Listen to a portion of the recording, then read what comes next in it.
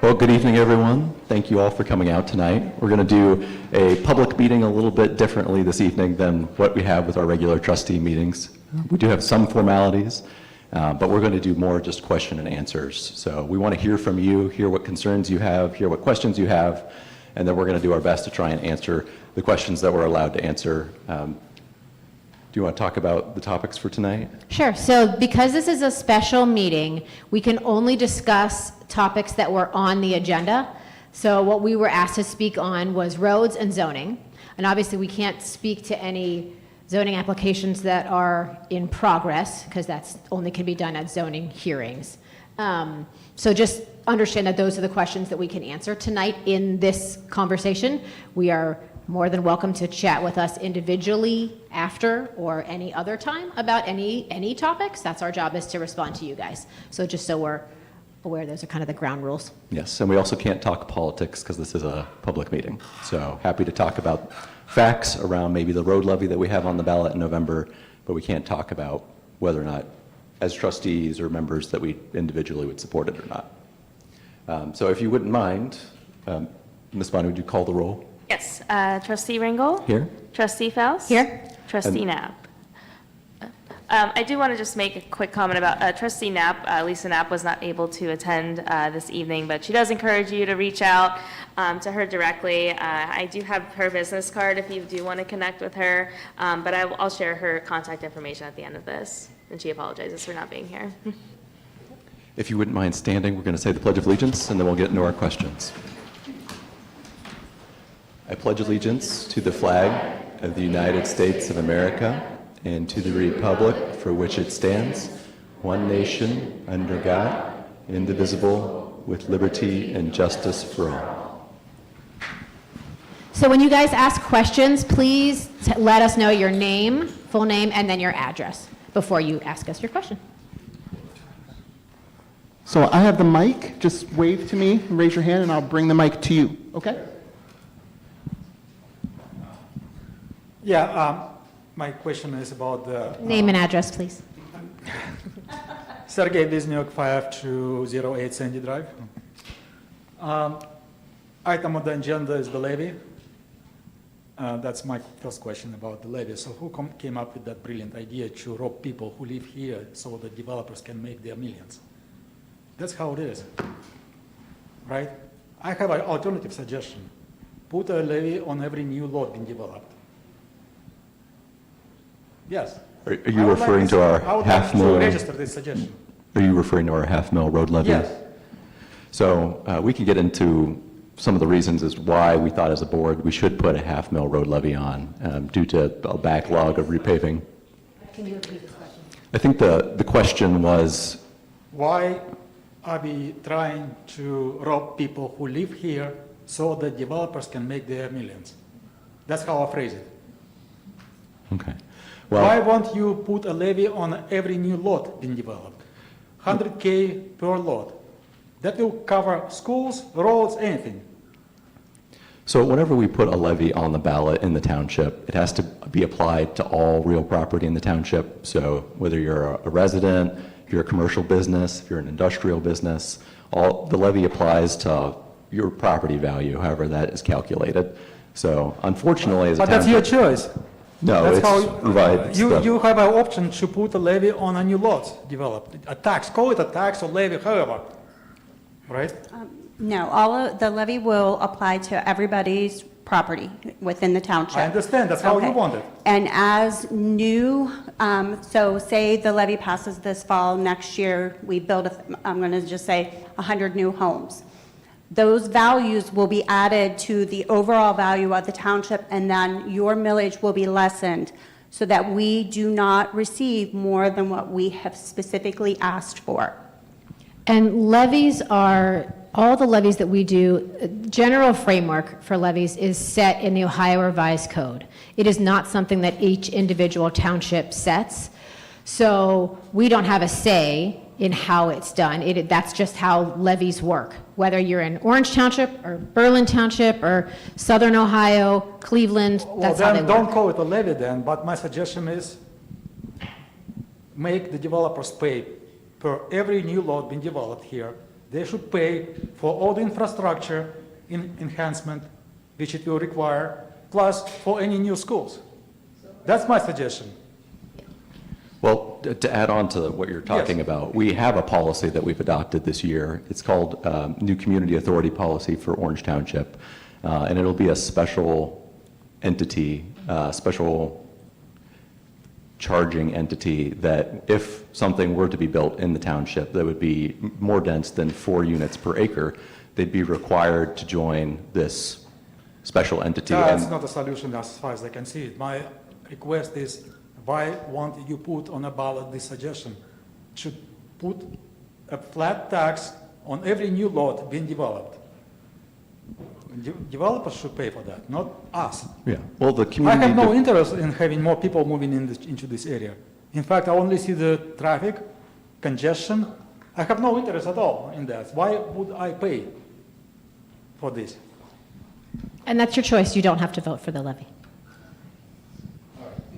And unfortunately, as trustee Faust said, that is not a structure that the state of Ohio that allows us to structure our funding as a township.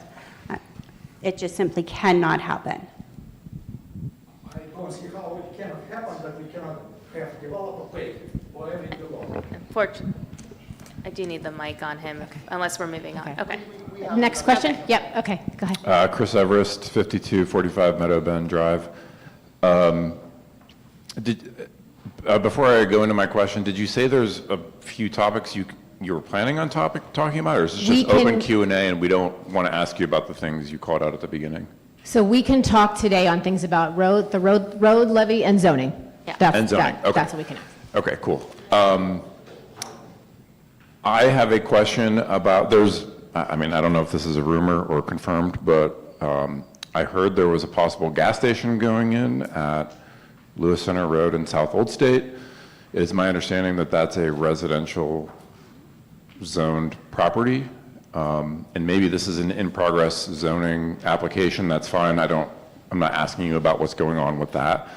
But could you explain to me what the process might look like to change a zoning classification, I guess is my Sure. question? Yeah, so And how that would work. particular proposal that we have all heard about has not yet started the zoning process. So just so we're all aware, nothing has been filed, the paperwork has not started to formally start the zoning process.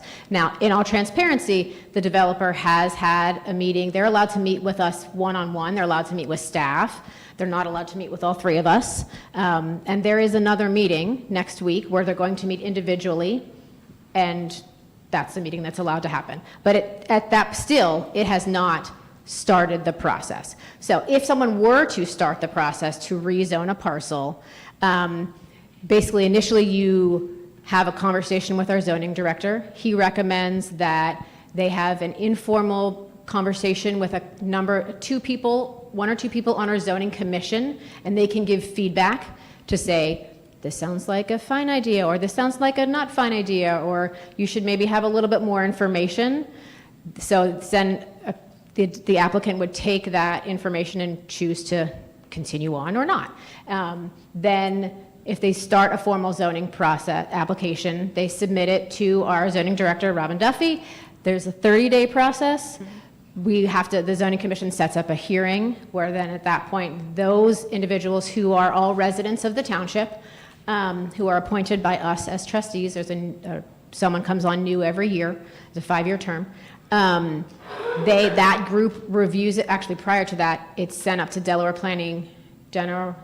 Regional Planning Commission at the county.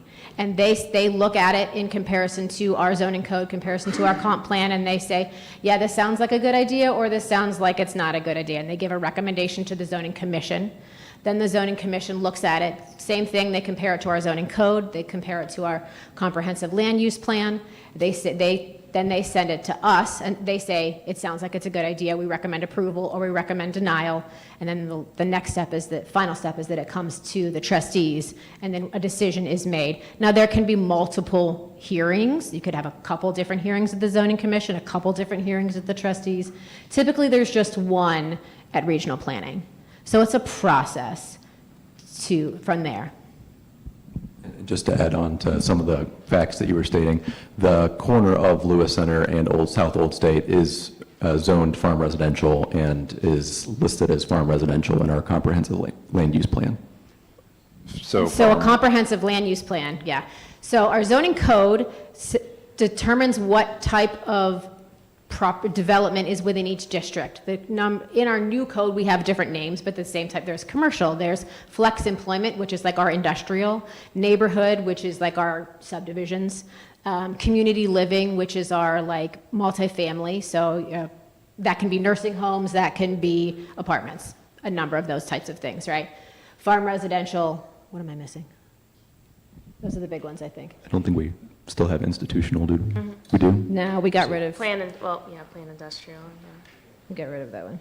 So those are the gist of them, right? So the zoning code says this is the type of development that is allowed to be in each district.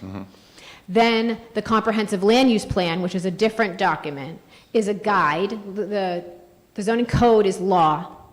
The comprehensive land use plan is a guide. The last time it was updated was in 2018, and it says it's basically a giant map, and it says this property is currently this, so this property is currently farm residential, and we think in the future, based on what's happening in Orange Township, we could see it being a number of different things. Which it could just be, we see it being farm residential. We could say, it could be, we see, things along 23 typically say, we see, there are some still farm residential properties along 23, and those probably say, we could see this being commercial. So, like Mike said, in the comprehensive land use plan, the corner there, the intersection of South Old State and Lewis Center Road is currently farm residential, and the comp plan shows it as remaining farm residential. Okay, thank you. I have more questions, but I'll give it up until Can I add Yeah. a some other little? people an opportunity. I'm sorry, just to add a little more to that, I did show that this is the timeline of how this rezoning process works. I know it's not the easiest to see, but example for that particular site, I would say is at the 1A stage. And I will say, just from our zoning staff and having experience in that, we get a lot of informal proposals almost weekly. So there's most proposals don't even get to step 2, but I do understand the concerns for that site, but I do want to make it clear, it's at the preliminary stages, there is no formal application filed, so the process of step 2 will not kick in until something is filed. Thank you for explaining in detail. So continuation to that question. Would you mind stating your name and address, please? Sorry. Yeah. Harsh Trivedi, 2262 Park Circle, village of Alum Creek. So continuation of the same topic, where can we as a resident of village of Alum Creek say yeah or nay or give our suggestion to this particular process? Because you wonderfully explained, but I lost somewhere in that process. Thank you. That's a great question. So we have to notice, based on the Ohio Revised Code, within 100 feet? Yes, 100 feet. 100 feet, which is really not very big, around the property that is a potential rezoning. Oftentimes, say like I get it, but you live 120 feet, I'm going to be like, hey, Donna, there's this thing, right? So, and then it's always posted, the zoning things are always posted on our website, they're posted on our Facebook page. What's Michelle, the listserv that if you Yeah, want to on the very top of the website, if you click Stay Informed, you can get mailings regarding any active zoning applications. So then you'll basically get an email, it's about once a week or so, that says this is what's upcoming. So that in those what's upcoming, it'll say the meeting is on Tuesday at 6:30 PM at Township Hall. So that's the time where you can come to the meeting, you can make your public comment. You can also email our Director of Zoning, Robin Duffy, but I think it's just zoning@orangetwp.org, is that Yes. correct? So you can always email that. He gets it, if it's at the zoning commission level, he sends all the public comment to the zoning commission members. If it's at the trustee level, he sends all the public comment to us. You can also email us individually. I would say that probably the fastest way to do it is to send it to zoning@orangetwp.org, and then he's going to forward it to all of us. But if you want to send it to us too, that's fantastic. Then we get it a little bit sooner that way.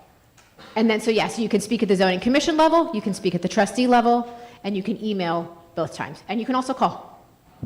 We also try to send out notice to your HOAs. So please make sure if you're here with an HOA or you're on your HOA board, that if you wouldn't mind, before leaving this evening, make sure that we have an email address for you that's valid. 'Cause that's very helpful in making sure we can keep everyone informed. I think is this on? Can you hear me? Okay. I never used one of these. Marilyn Jackson, 6070 Shine Creek Drive, in the village of Elm Creek. I think he was kind of asking the same question. My thing was, I heard you say about if you live within 100 feet, you get notices. But my thing was, as just a general person who lives in the area and is concerned about what would happen at that intersection, I understood your thing with all the zoning and the different commissions and partners that do this to make a decision, but I thought, well, it sounds like they make the decision, but when do we as the public get to voice ourselves before they make their decision? So yeah, it's any time. I mean, typically, this is unusual that we're getting so much public comment or comment in general prior to an application even getting to step 2. Right. Typically, nobody really knows about it. And I can say, when I met with the applicant, like I said, a year ago, Right. I said to him, I don't like it when neighbors of properties get a letter in their mailbox 10 days before the zoning commission hearing, because that's what we have to do, right? Right. That says, hey, there could be a potential giant change right next door. Yeah. So I said, talk to the people, and I shared, the comp plan says this, the zoning code says this, but if you get all the people to say, yeah, we're cool, we want a gas station there, then maybe I would have process it differently, Yeah. right? So I think you all are clear with what has happened, how you guys have commented. I hear you. And then when we do have a formal zoning commission meeting, it's a more formal meeting. You have the whole board Can we here. follow that on your website? Yes, if you That's sign up for the stay email informed. lists, You want Okay. to put the website up? you'll get notices about those, and you can come to those meetings, and they'll talk about individual applications as they come up. And then we can all talk about, like, everybody could talk about that application and why you love it or why you don't love it. Thank you. I can't see anybody from back here. So Jeff Caterino, 5299 Meadowbend Drive. First of all, maybe I should just say, anybody want to put their hand up that they want a gas station there? Okay, good. Cool, thanks. So, well, wait, you put your hand up. Are you one? Yeah, okay, one for. Yeah, exactly. So I appreciate the explanation of the zoning process. You all kind of live this, and we get involved tangentially. And I have to admit, I think one of our concerns is when we see this, even though it's zone farm residential now, even though it sounds like in the development plan it's farm residential, I have a perception, and maybe others do as well, that the zoning code is completely malleable to whatever the developers want. That it's not worth the paper it's printed on. Right, that they put something in, they're going to give you a traffic study, and I don't think I've ever seen a traffic study that says, oh, things are going to get worse. They always get worse, right? You know, I do business plans at OSU, I do research papers. I can make stats look a lot of different ways, right? Particularly if you don't have the raw data. So can you comment a little bit on, and frankly then, if you don't go along with them, I've seen developers, and we've experienced it last year, just threaten to sue the township, right? And so can you comment on the decision-making process as to when do these things not change? Or, you know, when everyone around, how do we know that the zoning code's actually going to hold up and actually mean something? So let me talk to a couple things that we have voted down in the last, I've been here about 3.5 years, so I can only speak to that. We turned down a car wash at the corner of Lewis Center and 23, Lewis Center Road, the southeast corner, just south of the Blue Sky Car Wash that's now, whatever it changed, it's red now, Tommy's, right? Yes. We said no to that. We also said no to the Vision development. I don't remember exactly how many units. There's the corner of Africa. No, oh, That was commercial back office So that was the- proposed. That was the corner of Africa and Worthington Road. Again, right in a farm residential area, right on the corner that they wanted to take about a half-acre property and put like a construction company business headquarters on it. We said no to that. The Vision property is right on 23, just north of the bridge, just by the library, the walking bridge across 23. We said no to that one as well. So those are just three right top of mind that we have said no to recently. I can speak about the EPCON one that I think a number of you live near. That one was residential. It was not changing it quite as drastically. It wasn't changing it to commercial. So that was where we had the harder time with that one.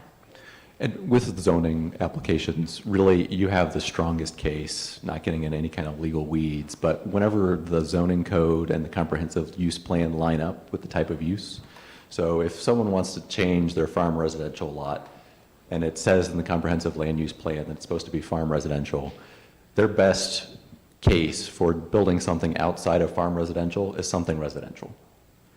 Trying to go to an industrial complex on something that's planned as residential is a huge legal burden for them to try and achieve.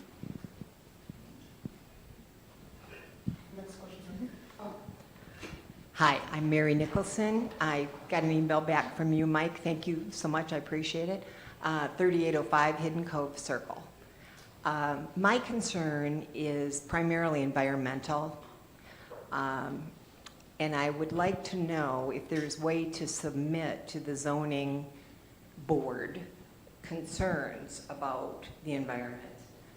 I have a document from Johns Hopkins University that I would like submitted. And I also have another document about contamination underground over by Scioto. And it was $1 million remediation issue. I would think that this would be a great thing to, I mean, feel free to share it with us. But, If okay. we get to the zoning, this is a, But can I pre-send information to the zoning Absolutely. people so that we're not trying to play catch up? And Mary, I'm Michelle Bonney. I think we've been in contact too. So Yes. you can send this over to me and I'll pass it along to the zoning members. Okay, so we can use you as a point person Yes. if we want to send information so that before it gets to the point of, is this a good idea or a bad idea, we don't even have to talk about it, whether or not it's legal. Yeah, and I didn't purposely not put my nameplate here, but I am, yes, you're Well- happy to contact. so just so, we didn't introduce Michelle. So how the township org chart works is Lisa, Mike, and myself are the three trustees, and we are Michelle's boss, and then. Part-time bosses. Part-time, very hardcore, part-time bosses, guys, real part-time. And then Donna is over the fiscal department, so she's got two people that are underneath her. And then Michelle's over everybody else. So if there's, sorry, Michelle, your mailbox might blow up, but any comment I've that you heard from have a lot of you. township-wide, if it's fire, if it's zoning, if it's, what else do we do? Parks. Parks, roads, you can get it to Michelle, and she will get it to the appropriate person who's, that's really their wheelhouse. Okay, Yeah. thank you.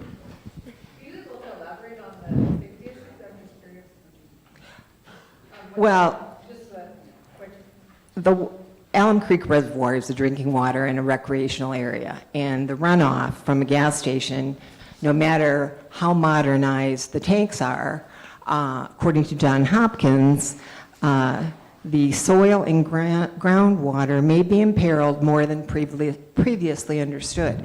The shores of Alum Creek are less than a mile from the proposed site. To me, this isn't a question of whether we want a gas station or not. It's a question of protecting drinking water. Yeah, it's helpful. Thank you. Tom Della Flora. I'm at 1984 Park Lawn in the villages of Alum Creek. Who has the final decision in all this? Are you referring Who's going to to say? zoning applications? Yeah. Who said we're good? We're going to start in whenever. It's the Board of Trustees. As far as, yes, they can proceed or not And what time frame are you looking at for, to start if something came up in the next 6 months? So the challenging thing with zoning, at least in my opinion, is that it's all property owner driven. So any property owner can ask the township to do whatever they want with their property at any point in time. Now, there's that 10-step process that we have to go through to see whether or not they can actually get approved to do whatever they want to do with their property. But the township has no control over what a property owner wants to submit and if they want to decide to withdraw their submission. So how much power do we have? How important is this meeting here? Is it the zoning board that makes the final decision on that? So an ultimate decision on a zoning application is the Board of Trustees. It'll go through. Us two and Lisa. Yes, Nap. yeah. The reason I brought up the time frame is everybody's mentioned everything other than how bad the situation is with the roads up there. We live right at the very north end of Allen Creek, and the traffic is god-awful.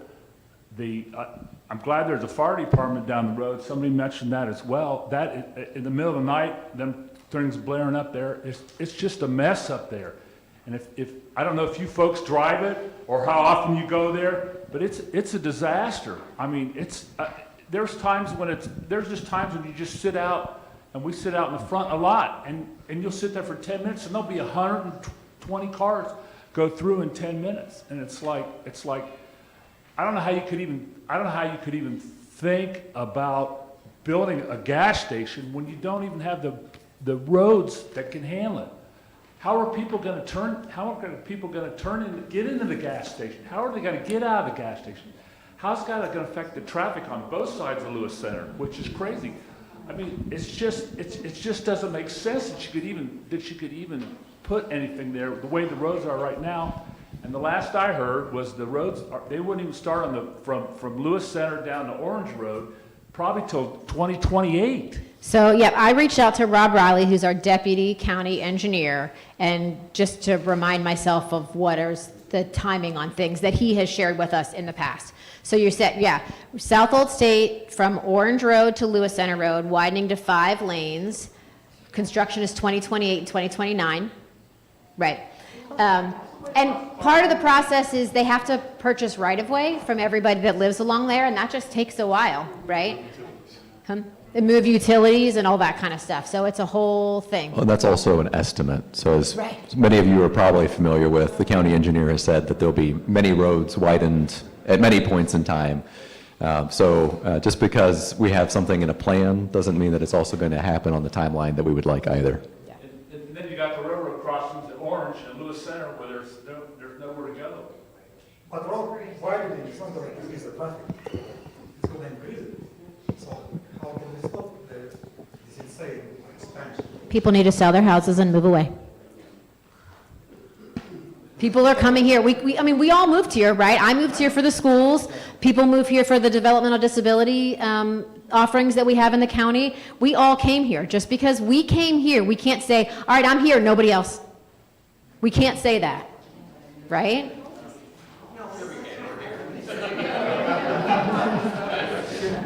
Do we have another question?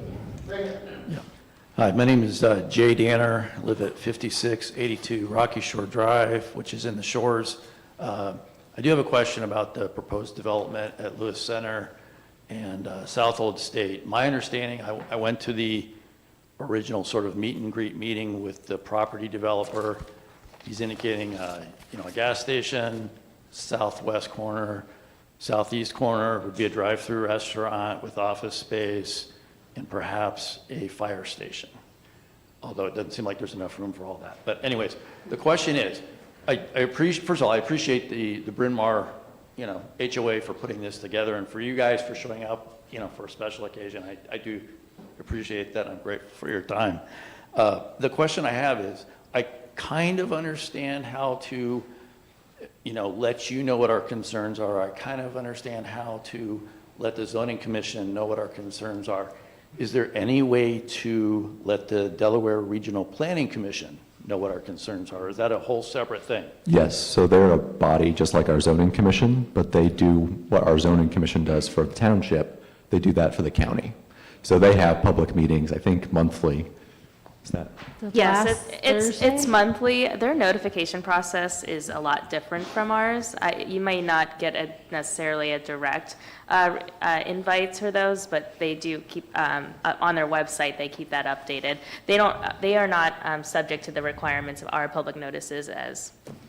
But they are a public body, so you Yes. can show up to those meetings and provide public comment just like you could at any township zoning meeting. And you can look on their like on their website, and the agenda is on there for the meeting, so like they send us, as elected officials, they send us the email, like this is what's going to be discussed, so I'll already click on the agenda and be like, all right, are they talking about orange, properties or not? And then but you could find all that on their website and figure out if they're going to talk about orange properties or not. You also mentioned with this application that we've not, formally seen, a proposal for a fire station. That has not been discussed with the township. That was not proposed by the township.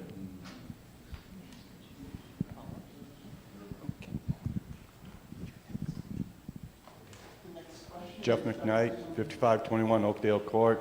My question is, if the zoning commission says it's okay, Delaware says it's okay, it gets to you guys, can you turn it down, or legally do you have to accept it? We can turn it down, yes. And we have.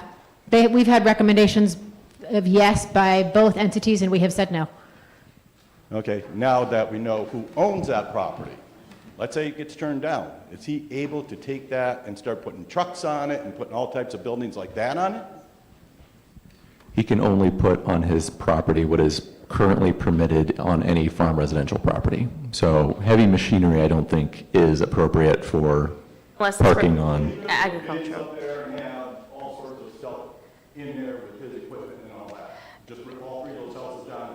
If it's for agricultural purposes, it would be permitted. But it has to be for agricultural purposes.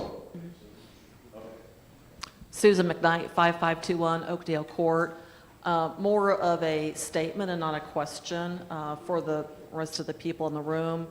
I don't know if it's known or not, but there have been 2 individuals that have also purchased the lots on the northwest corner of South Old State and Lewis Center Road. So the old white farmhouse that is located there, and the next 3 parcels, those were all purchased by, the farmhouse by one person, the next 3 parcels by another person.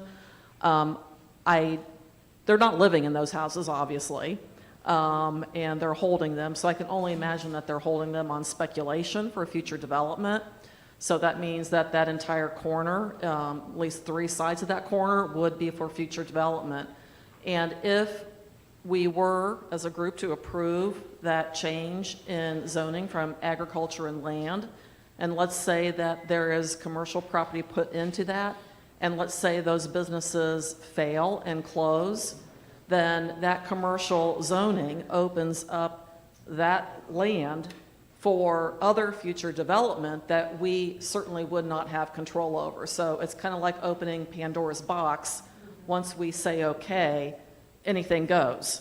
Is that an accurate statement? And second part to that, Orange Township, I do not believe, is a tax base, so any tax that is generated from those businesses does not go to Orange Township, it goes to Delaware County. Is that correct? So 2 questions there. And Donna, did you want to talk about the second one? I'll address the first one, or I can add some color to the second question too. So it depends on what is in the zoning application. Currently with our zoning code, it was written in the 1990s. A lot of what developers are trying to build nowadays is not the same as what was potentially desirable in the 1990s. So we see a lot of special plan districts. They're tailored for whatever development is being proposed. So if we had something that was tailored, and let's just go with a commercial site, land that's already planned commercial over by the 23 corridor.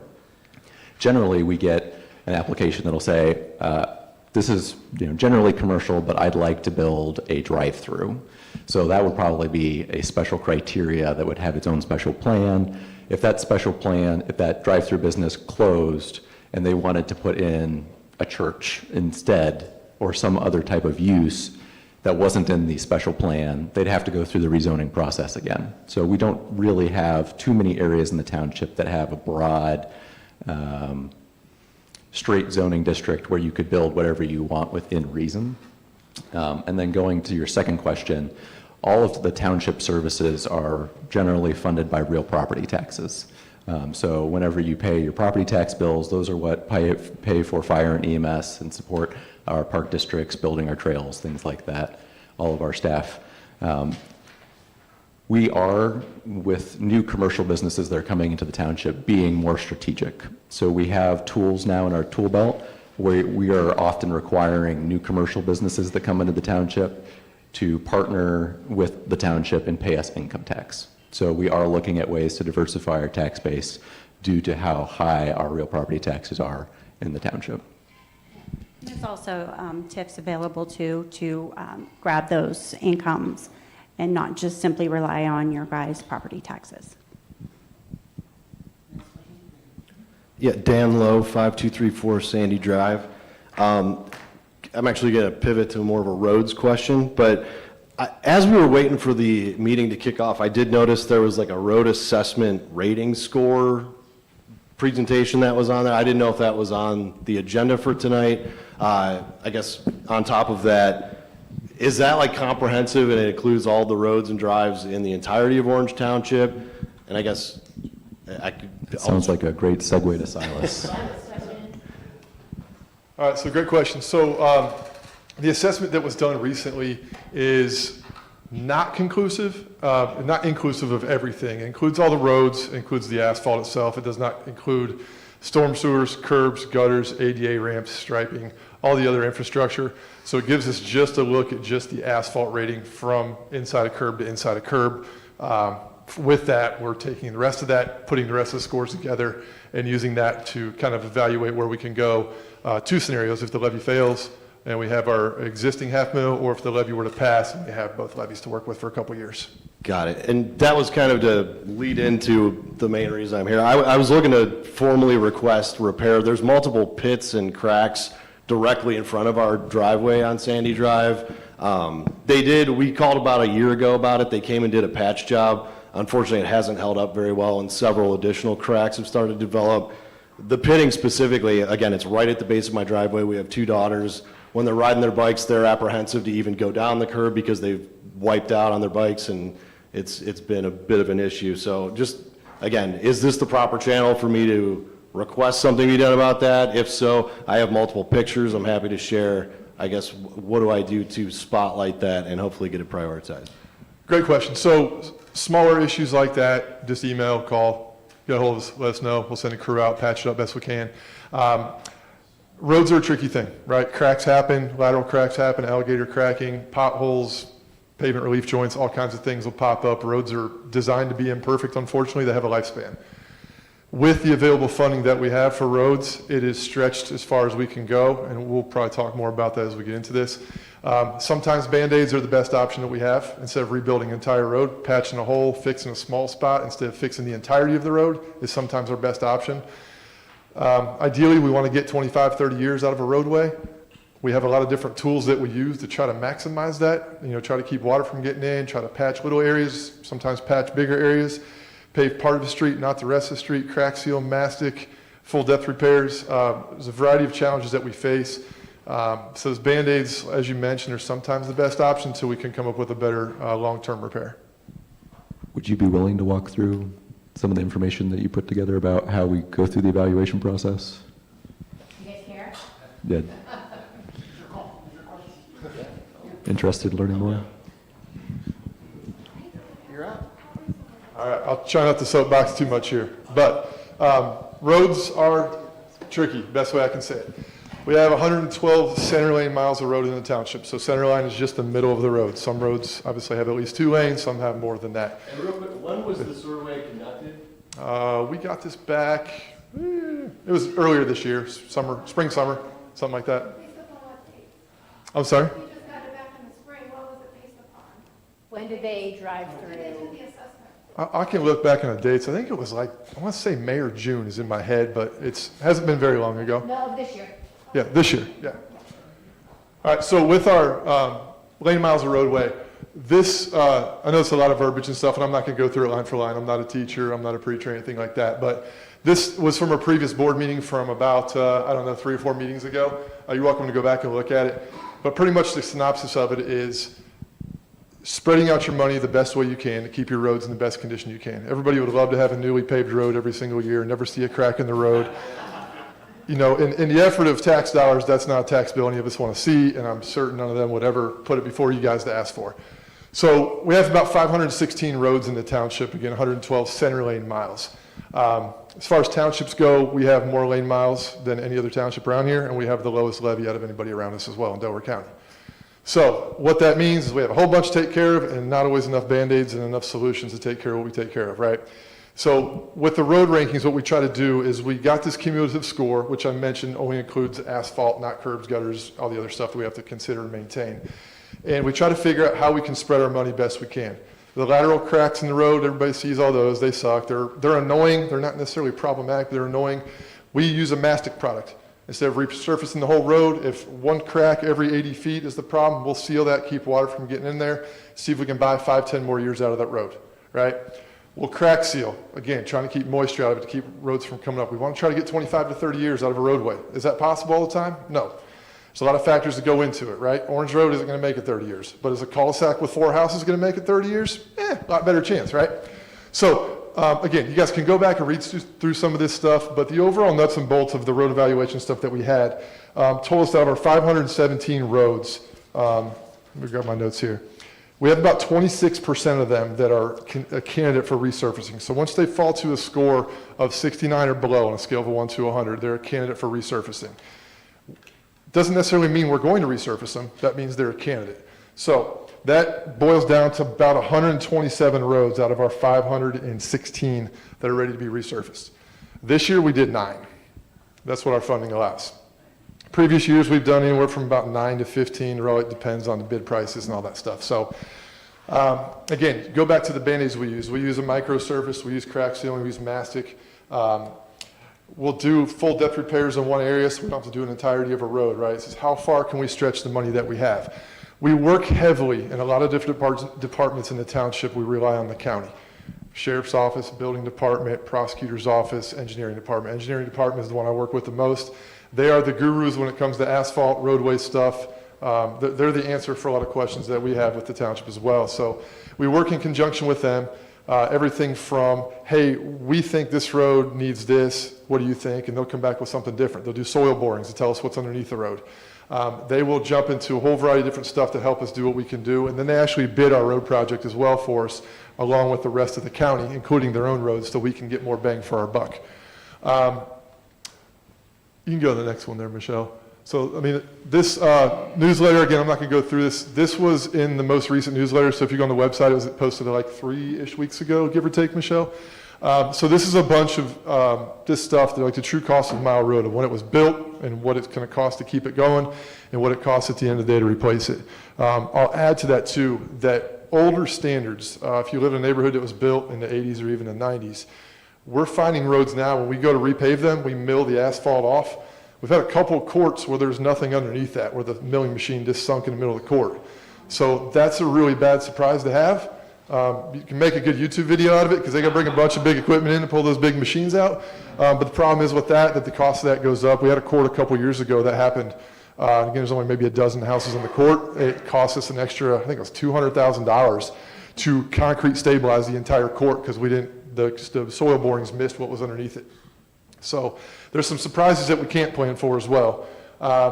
But this article that we put in the last newsletter has got a lot of good information too. I encourage you to look at it. It's just got some details. And if there's questions that come up, feel free to reach out and I'll do my best to help with that. Every year, the road rankings we have, ODOT says that the road rankings that we have will drop 3 to 5 points every year. All right, so if a road is ranked to 70, it's not quite a candidate for resurfacing. There's a good chance it could be the next year. There's also a good chance that the curbs need replaced, storm sewers need replaced.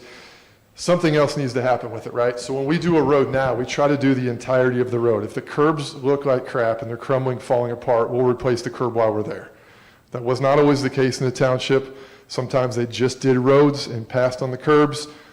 It's great you get more roads paved, but it doesn't always allow you to solve the problem at hand because the curbs still look like crap and somebody's got to fix them at some point, and it creates a big problem. I'll get to you in a second, if that's okay. So the other thing I want to mention too is when we resurface a road, we are required by law to update all the ADA ramps as well. We cannot touch a road unless all the handicap ramps that go down to the road are updated. That's an additional cost. So this this slide that's up right now is all the different factors we use when we determine what roads we're going to pave. We bring in $667,000 a year roughly for road maintenance with the $500,000 levy that's been in place for, I don't know, it's been a decade or so or something like that. So all these different things here are things that we use to determine what roads are going to get resurfaced, get crack sealed, get masticed, get full depth repairs, get patch repairs, whatever. The pavement condition rating is where we're going to start this year. This is the first year we had a third party do this for us, so it was somebody else's eyes that were on the roads, which was good. Now, they do miss some stuff. Some roads rated really high because we fixed them last year and they didn't know what really happened. They just looked at it and said, yep, there's no cracks, it looks good, but we know underneath there's another problem. Curb and gutter storm sewers. Storm sewers are a giant pain in the butt if you have one in front of your house. A lot of them look great. Down inside, they don't always look great. Sometimes there's a hidden devil down in there that needs to be repaired. I mentioned ADA ramps. Type of road's a big one too. This is a debate that can go a lot of different ways. Primary roads are what they sound like. There are, our Orange Road, right now our Bale Canyons, those main thoroughfares that a lot of cars touch on a daily basis to or from work, school, home, whatever. The secondary streets are kind of your collector streets, right? Those are the ones that you go into your neighborhood and the majority of your neighborhood travels down that road. Park Lawn's a great example of that, whoever mentioned they were up in that area. Then all the other roads off that are your tertiary. So your cul-de-sacs, your kind of less traveled streets, your lanes, those other ones, those are your fewer residents, fewer average daily traffic, fewer big vehicles, frankly, right?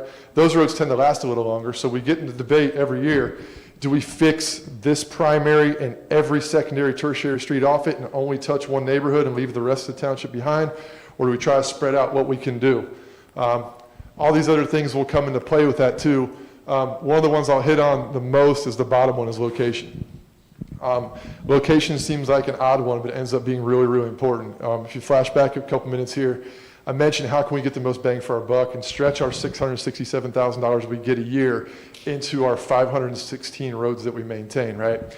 Location matters a lot when it comes to the last little bit of money we have. If we've got a $500,000 road program put together and we've got $100,000 left, for example, without curbs and storm sewers and ramps and all that stuff, can we do two or three cul-de-sacs off of this street because we have crew already mobilized there, or are we better off doing one street on a different corner, different quadrant of town? We pay mobilization fees every time they have to pick up and move somewhere else. So a lot of times we get more bang for our buck by doing 2 or 3 other streets that are touching a street we're doing as opposed to jumping somewhere else.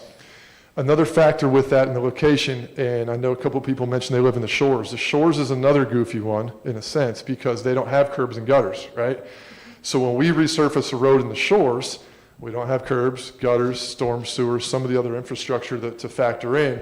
So we can sometimes just overlay the entirety of the road, put 2 new inches of asphalt on it, taper it on the driveways and move on. Sometimes you can't do that. Sometimes we'll mill, which is grinding out a little bit of the road and fill it back up again. But certain roads present more challenges than others, and it's all part of the big package that try to helps us determine where to spread our money best we can to make our roads the most passable. So that's my long answer to your question. I'm kind of sorry, but thank you at the same time. So you'll be on Tuesday, right? Yeah, but again, to his point, if there are minor issues that are patchable, something small that doesn't get into a contracted service that we can handle in-house, just shoot me an email or something. We'll do the best we can do to remedy it.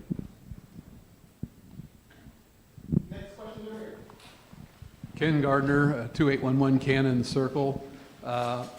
My question was back towards the topic of zoning. On an item like this that's getting already so much interest and concern, is there a way that it can be extended for a period of public comment instead of the tightness that we tend to see on most of these things? It's like we find out about them and it's a week later and the vote's here. Is there any way that can be extended to get proper public comment? So, and Michelle, correct me if I'm wrong, when we receive an application, when our staff receive an application, there's an evaluation process at that point in time. I don't believe we're restricted on the timing that we have to bring the application to zoning commission, do we? It's 20 to 40 days. Okay, so staff does have a timeline in which they have to evaluate a application and then it has to go to zoning commission within 24 days? 20 to 40 days. 20 to 40 days. Go ahead. And a lot of these timelines are put in state law, and they're so property owners have some certainty as to when they'll be able to get an answer from their township as to what they can and can't do. The zoning commission meeting, they will make a recommendation, or they will potentially table the application to get more information about it.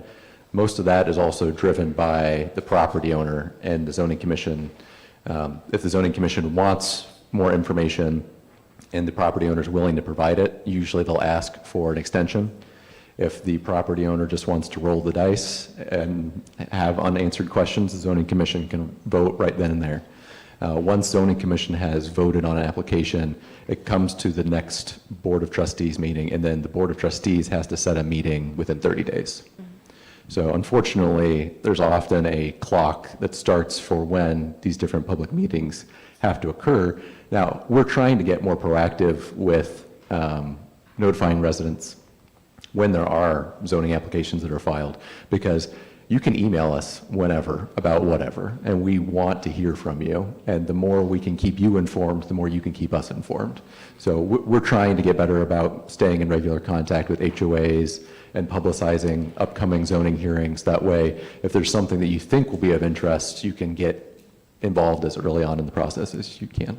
And for the particular corner in question, because there is such interest in it, if this submission happens, can Robin let us know, and we can let Kylie know, and she can say, hey, the process is starting, and she can pass it along informally? Yeah, sure. If she's willing to do that? Oh, yeah.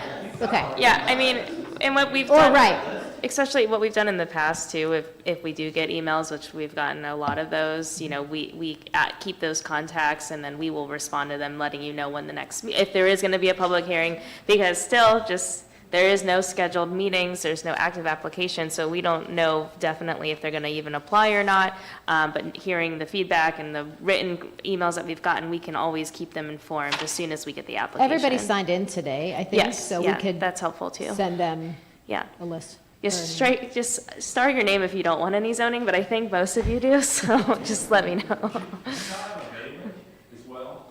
We do. We have a quarterly newsletter. Well, we do the legal, for the legal notices, we do mailings for that, yes. For the people who live close to the property. But again, the best way, if you had clicked on the website that says stay connected, that's the best way. Then you pick, I want to hear things about zoning. Or our Facebook page too. Yeah, if anyone's active on that, we've been trying to be more there as well. informed. I had one more comment, if I could, please. And this goes to the road situations. We moved in in '96. The 5-year plan at that time was 2 lanes in each direction of Old State, all the way from Roselle to 3637. Delaware moved at glacial speed. So we've already outdeveloped our road systems. What is there that we can do to ensure that this isn't continued? Anything? Nothing, probably. I asked Rob Riley when, hold on, some more dates. So we talked about, oh yeah, look at that. There's some dates. Yeah. As Erica is going to refer to some of the upcoming potential projects, keep in mind, as Silas referred to, that the township does maintain 112 road miles, but that's not nearly as many road miles as we have in the township. So our road maintenance program is definitely a joint partnership with the county engineer's office. And there are certain major thoroughfares in the township that are now county roads. We've, as a township, relinquished those to the county so that they will take on the heavier burden of maintaining those bigger thoroughfares in the future. And when that happens, we lose a lot of control. So we can tell the county engineer, hey, our residents are saying X, Y, and Z and are seeing X, Y, and Z. The county engineer doesn't have to listen to anything we say, but they usually are very good about working with us on projects.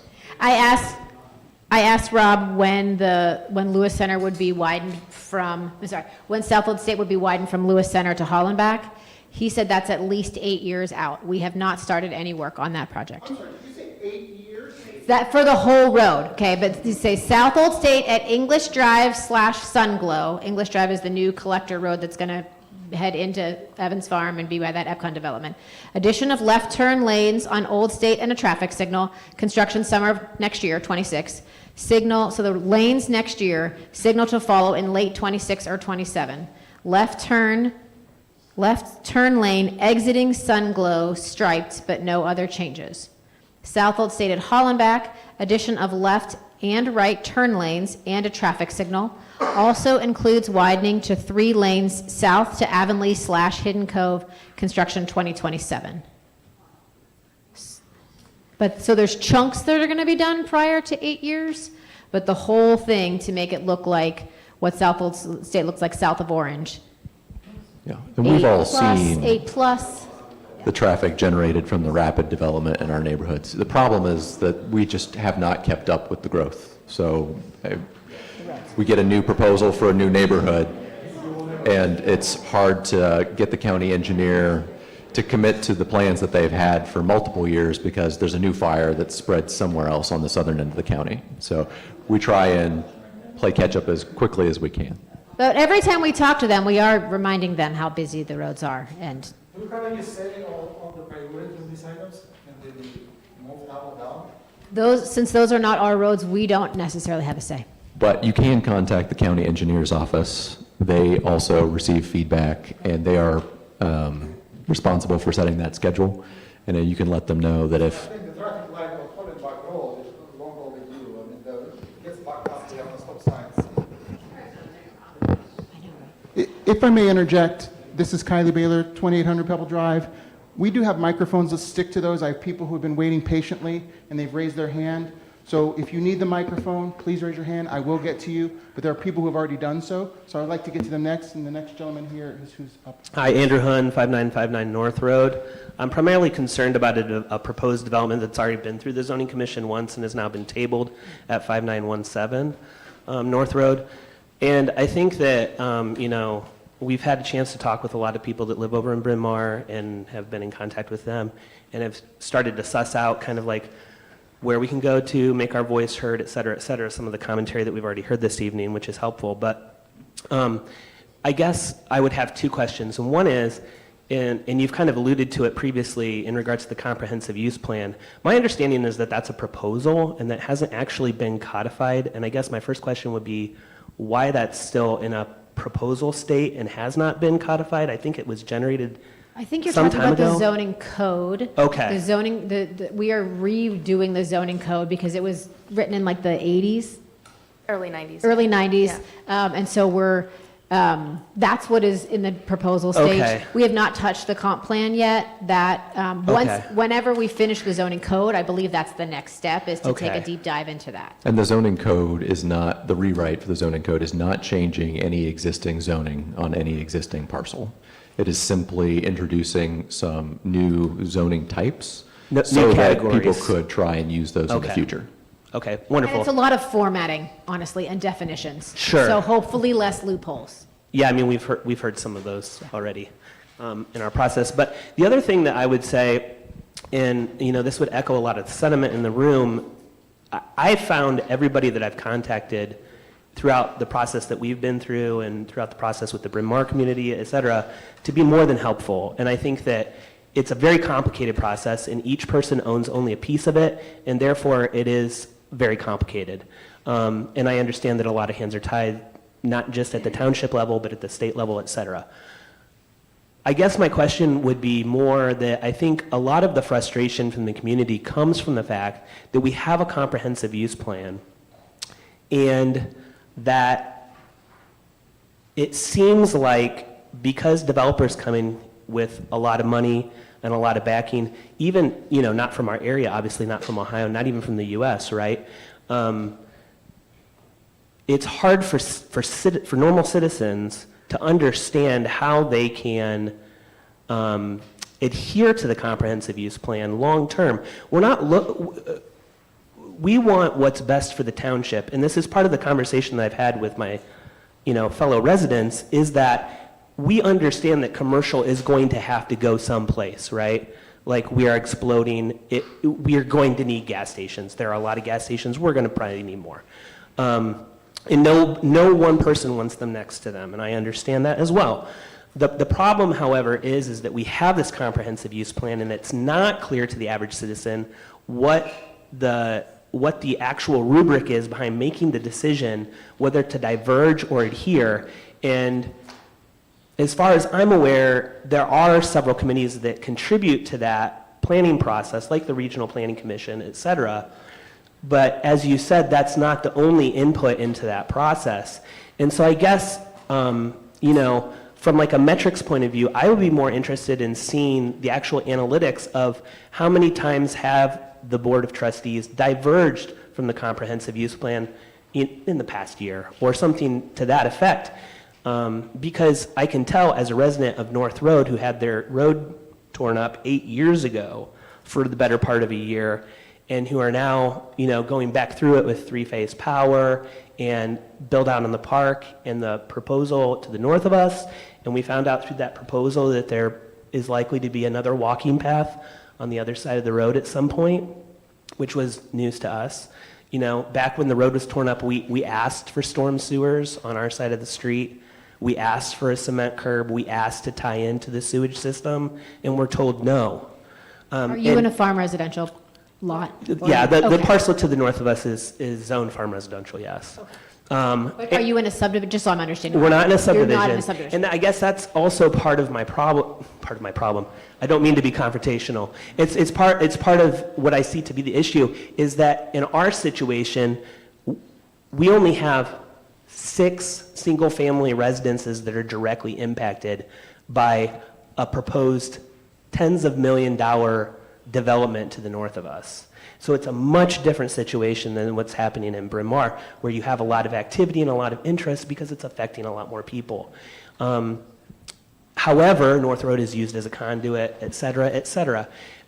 10 years ago, I could have told you that you needed to put in three-phase. And I understand that you don't have any purview over electricity or the build-out, et cetera. But this is part of the kind of like the discontent, I think, and where this is coming from is it doesn't seem like we do have a very comprehensive, holistic plan for the township as a whole. And I know that some of that needs to come from the county level and some of that needs to come from the township level, but it is very frustrating as a citizen. So thank you very much. Thank you for sharing. Okay, that makes sense. Yeah, and we agree. We're neighbors, residents, and we get frustrated too because we're dealing with plans that are, 3 decades old. And we're trying to make decisions based on out-of-date information. It doesn't reflect current citizen opinions. Hello, I'm Joyce Albright. I live at 5479 Sandy Drive.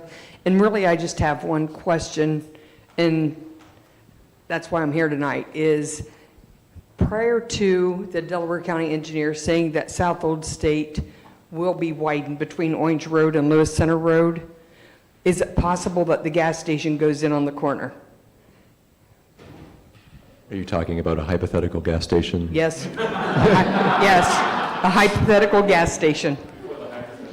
So a hypothetical property owner could propose whatever they wanted at their corner. Now, if it doesn't fit farm residential, pretty tough for them to potentially get something that's not farm residential. But they could put something there. I mean, if the zoning commission, regional planning says that multiple houses are there rather than one single farmhouse, that's something that they could try and propose, and that could potentially get built before the county thinks that the road needs to be widened. And I think we're seeing that along Old State north of Lewis Center with Evans Farm. So on that note, I live. Can you give her the mic? I think I'm loud enough. It's for the YouTube. Okay. So I think, living on the corner there on Bryn Mawr, I listened to you, sir, when you was talking about all the traffic down your way, down by Alum Creek. But boy, I'll tell you what, come down off 23 and Lewis Center Road by Evans Farm, and I'm telling you, it is a cluster F. I'm not kidding you. It is terrible. Green Meadows, Home Road coming off there, those 2 roundabouts, I'm telling you, it is crazy down that way. Yes, yeah, very dangerous.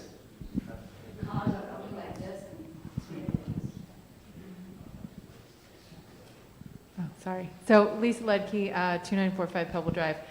I had a question going back to this lady's comment about the health safety of the thing. So when you guys are looking at these proposals and the zoning applications, do you guys do any type of assessment on the safety issues? Like she had pointed out around the water. Just wondering, like, is that a part of the normal process that you guys follow? Any type of health, safety kind of concerns? During the zoning process, the township's mainly responsible for fire. So we have to make sure that fire and EMS service can access anything that's built and that they are up to our fire code. And then we go over setbacks, how far the building is from the road, that kind of a thing. Yeah, Lighting. occupancy is controlled by the county.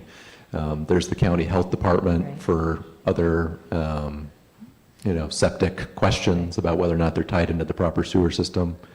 With the Soil and EPA, water. Soil and water would probably talk So about would that fall, I drainage. mean, that's a legitimate concern. I mean, so when it comes to having those type of water areas.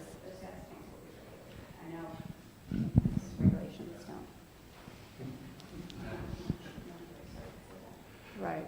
So yeah, there's state regulations as well, in addition to the township regulations and county regulations. Unfortunately, the zoning process isn't as comprehensive maybe as we'd like it to be all the time. I mean, traffic is a great example. We can't technically consider traffic when we're making a zoning decision, which is completely backwards to what you would think, because that has one of the biggest impacts whenever you're going to build something is the potential traffic impact. But often the county engineer will require a traffic study whenever anything is going to be built, and we will look at that, but we can't base our zoning decision on that. Okay, I have one additional. Sorry. No, we cannot legally base our zoning decisions on traffic. Real quick, one more question and switching back to roads. Do we have a timeline on when they're building English? I mean, we have the timeline there that they're gonna put the left turn lane in, but do we have a timeline for when construction's gonna start on the English? The turn lanes, it said 26, do you know? So the roadway also and the turn, all in 26. But if I So recall next year. correctly, Old English is going to be built in phases, or is that just the? Yes, that's true. Yeah, so I think 26 and 27 are the first two phases.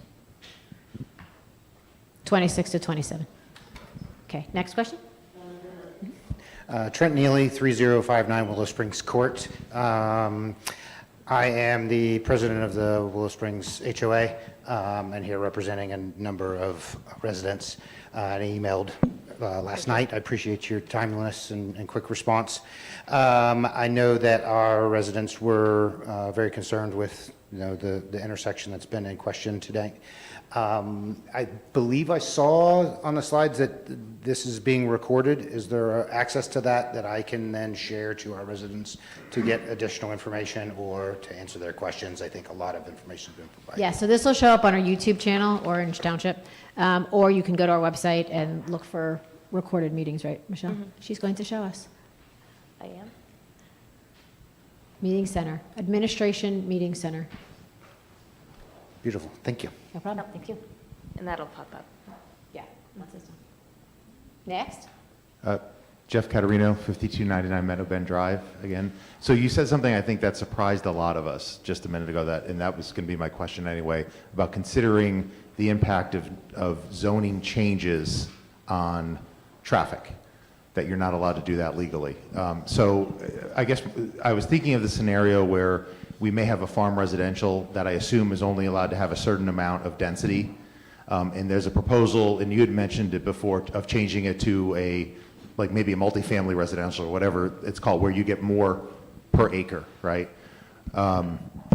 So I think that density is of concern, and the impact of it may be in the amount of traffic that it generates, despite all the best traffic studies that they show you.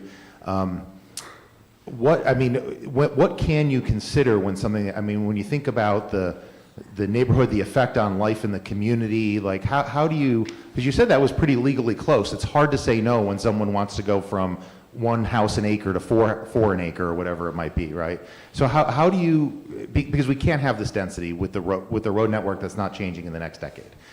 So how are you able to legally, what factors are you able to consider when someone wants a change within those residential sections? Yeah, part of that is how we write the zoning code. So the zoning law, we say in a farm residential area, you can build these things. And we kind of put guideposts on how far you can go within that particular type of zone. If you try and go outside those guideposts, then you have to ask for variances. And that's when you get into these rezoning applications with the zoning commission or the Board of Zoning Appeals in certain other situations. So we encourage you to all look at our zoning code rewrite process that we have ongoing. I think the next meeting we have is October 8th at 6. Does that sound right? Is it 6 or 6:30? I think you guys said it at 6:30. I don't remember. We'll confirm. I think we have it at. I'll check it. Okay. Regardless, it's important to get the input now while we're doing this zoning code rewrite, so that if there are concerns about, if you have a farm residential property and you want 3 houses on there, ideally, rather than 4. Those are conversations we can have now and put in the rules, so that if someone wants to go outside the rules, they have to come ask for an exception. And that's when we have more teeth, if you will, in potentially saying that, no, this is too far outside the rules, we can't approve it. Next question? This is going back to roads. Name and address. Debbie King at 3145 Arctic Avenue, Willow Springs North, the old section, which is where my question is. Willow Springs North, Polar, and Alum Trail is in process right now. It's been a week since it's been ground down, and nothing's been done in the last week. And the road signs say you've got till the 20th before everybody can start parking again. Love to see that done, finished. And then my second question for that is, that's the new section of Willow Springs North. The old section of Willow Springs North, which is Polar, Sunglow, and Arctic, is not being done. It's got some serious problems. The storm sewers in a lot of the storm sewers in the neighborhood are really bad. I walk there every day, and there are portions of which I have to be very careful that I don't end up wrenching my knee or breaking an ankle or anything like that. Been that way for a couple of years. The cul-de-sacs were redone 3 years ago, and the old section of Willow Springs North is being ignored. I don't understand. Can you explain? Yep, got your question. So first off, I apologize for missing you the first time around. Got preaching up here and kind of forgot. I'm very sorry. So if you think back to if you recall the slideshow we went through earlier, age is not a factor in when we consider roadways at all. It is really based on condition. There are roads that are well over 30 years old that are in pretty somewhat decent shape for as old as they are. There's ones that are 10 years old that are just, holy crap, what happened to them? We better jump on those quick. All right, so age is not a great factor. It seems like it should be. But conceptually, again, average daily traffic, all the other factors go into that. They factor in a lot more to the condition of the pavement. So I just got the update from the county today, this afternoon. So the county runs once we get through bid and actually physical construction of the roadways, the county runs all of that for us. They have inspectors on site. They do the scheduling. They pretty much run the whole show. We show up, say hi, kind of wave at them, look like we know what we're doing, and they keep going regardless of whether we're there or not, right? So for your question, they do tear stuff up, mill it down. They have a milling crew, a paving crew, and they kind of just leapfrog each other across the entirety of the county. Historically, Orange, being on the southern end of the county, has usually been last in line for the final leg of our paving. So of the 9 or 10 roads we actually got the surface this year, those were the last ones. I've got those 2 or 3 right now, and Cross Creek Corridor still outstanding. The email from the county today says it's a two-day job, and they didn't put a day on it, but it is scheduled between the 15th and the 20th. So they're usually pretty good on their schedules, unless contractor's equipment breaks or something catastrophic happens. That occasionally comes into play, and it will delay things a few days, but historically, when the county puts a schedule out, they're pretty good at following on these things. Hi, Chris Everest, 5245 Meadowbend Drive. I'm actually tagging off of Mr. Caterino's question. I'm still really not sure how you make decisions about zoning changes. You've told us that you cannot consider traffic. Are there other things that you cannot consider? And simply put, does it just come down to your opinions as elected officials? And because, you know, we went through the EPCON thing, and I didn't see a decision process. That's a fair question. We cannot consider impact to schools. So if a development's going to bring 20 kids or 75 kids, we can't think about that. Those are the two big, we can't consider the EPA, the environmental impact, because that's, again, something that the county does. The things that we cannot, we at the trustee level, at the zoning level, cannot consider when making a zoning decision at our level. We cannot consider impact to schools. We can't consider traffic. And the traffic studies really what a traffic study is doing is telling that developer, you're going to need to do X, Y, or Z to other roads. Not that your development's going to bring 7,000 people, and say, your development's bringing 7,000 people, and you have to do this to the roads to make it work, make the roads work for whatever you're bringing. So that's what a traffic study, and my understanding of traffic study, is saying. So we can't consider traffic, we can't consider roads, we can't consider the EPA impact, that's a whole different entity, soil and water. You can still mention all of these things to Yeah. us, and they might be important at some point in the process, whether it's a county approval that might happen after zoning. But Trustee. We cannot, make a decision on that. Somebody considering this, like back to my question, like, so you guys can't, but is somebody considering those impacts prior to coming to you or after it comes to you? That's a good question. I feel like you guys, like, when you guys approve it, it's done, right? Can you repeat No. it, or why don't you repeat it, because I didn't get it? I'm sorry. Excuse me, I still have the microphone here. That's okay, I understand. Well, for the YouTubes, let's get on the microphone. I actually agree with what you're saying, but I just want to make a point because as a member of the community, I have no idea how I can affect a decision with this Board of Trustees.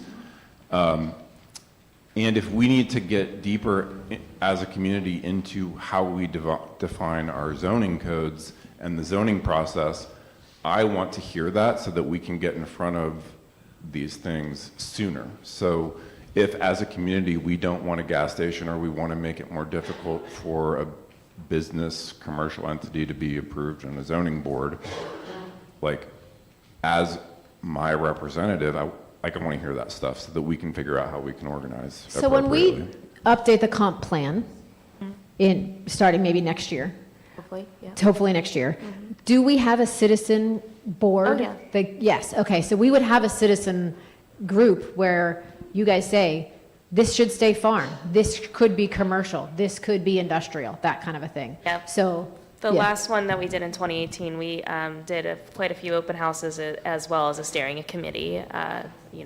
Anyone that wanted to take a really close look at it and provide us direct feedback was really helpful.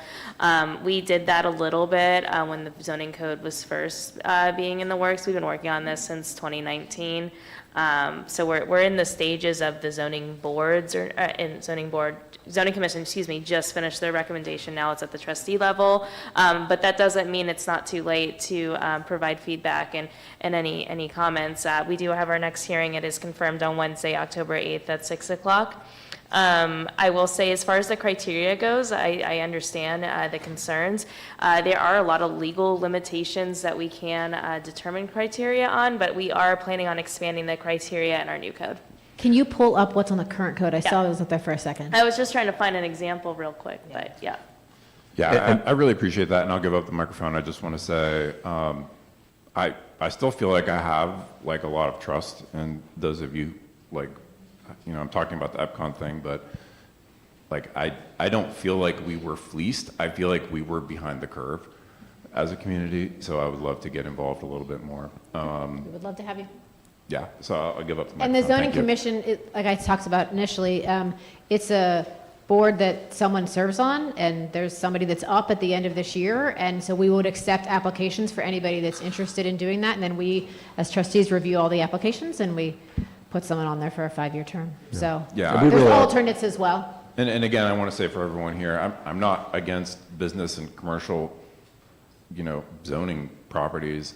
I just want to have the community as like an even playing field. You know what I mean? Making sure that we're all involved. So if you look at this here, under C where it says criteria for approval, these are the 3 things that we can... Three standards, right, that we can say. Whether the proposed development is consistent in all respects with the purpose, intent, and general standards of the zoning resolution, so that's the code. Whether the proposed development is in conformity with the comp plan or portion thereof as it may apply. And then third one, whether the proposed development advances the general welfare of the township and immediate vicinity. And that third one is the one that allows us to say no more sometimes. Like that's how I was able to say no to the car wash at the corner of Lewis Center and South Old State. But we all have to be careful as well. I mean, you can see in number 3 how there's a lot more gray area there potentially than 1 and 2. And when we get close to that gray area, that's when we start getting threatened. And we've seen that happen in a lot of different zoning applications where some of these developers who do have multiple millions of dollars, they will start the conversation with, we think we're within the guideposts for what we want to build. You basically need to give us what we want, or we will potentially sue you at the end of the process. And then the board will have to potentially use taxpayer dollars to defend ourselves and explain to a judge that we were following the rules. And often the judge does not care what any type of development is going to impact our local community. They're solely looking at the rules and saying, okay, do we think they were in the rules or not? And the law pretty heavily weighs towards property owner rights. Yes, sir. All right. Good evening, everyone. First of all, thank you for having the Q&A session. My name is Harpreet, 6197 Cheyenne Creek Drive. Living in the same house for the last 20 years, seen Old State from going to stop signs to multiple signals, growing abundantly, great, appreciated. The concern I have, or a question I have here is, when I found out about the hypothetical gas station coming, that's what got me so rolled up, and that's the only reason I showed up here, first time ever. And I started doing some research, which I've never done before. But I knew about the water situation. Then I also looked up the FBI information where you have convenience stores and gas stations combined have apparently 13.8 of robberies. So we are opening ourselves to more risk and crime. That was my main concern. I have 2 younger girls. I'm very concerned about them. I'm a helicopter mom, if you know that term. So I'm always watching around them. I just want safety, and I want for myself, for my kids, and my neighbors who I've been living with for the last 20 years. I can sense the general room consensus, which is we don't want that. Is there a possibility that this doesn't even come to the table? Thank you. That's my hope. Thank you. We'll let you know on the 25th. The next question back here as well. So my question was, you gave all the examples of what you can't consider. So my question was going to be, what do you consider? So I'm assuming it's just these 3 bullet points. So, and within the code, it's, like I said, it's setback. So how far back is their property from the property line, like the building from the property line? We look at lighting. Uses, yeah. Yeah, the use of the property, so that, yeah. Mm-hmm. That's a big one, use. Yeah. For example, a gas station would not currently be permitted in a farm residential property. Correct. So if someone wanted to build a gas station on a farm residential property, they have to ask for that exception. And what is, for the 3rd bullet point, the risk of you being sued? How much does that affect your decision? I wouldn't say that affects our decision, but we have to be mindful of what's being proposed. So say, for example, someone wants to rezone their property, but there's virtually nothing, like from farm residential to residential, there's virtually nothing that they're asking for as an exception. I'm trying to remember if we've had a recent application. Maybe the John Wicks property? Yes, Yeah. that was a controversial one. That's a Right. great example. So there was a farm residential property that was across from Orange High School, and they wanted to build 23 single-family 21 or homes. 23 houses, and he had 11 or 12 acres. And so our density in the current code is 2 units per acre, so he was under that. But the neighbors were still very up in arms because it was currently, 12 acres of Woods. Of woods Yeah. and field. Yeah, so in that situation, we have to be careful because we might be getting a lot of resident feedback that we do not want this type of development to happen.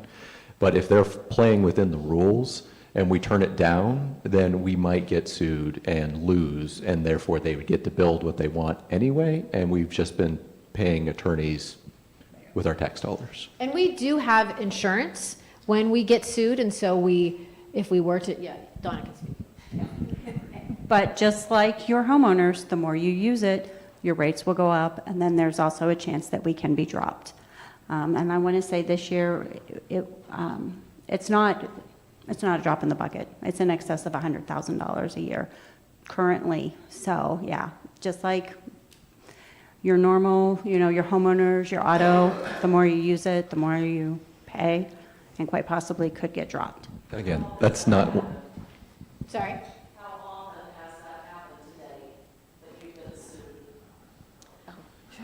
at least 3 or 4 times in the past year?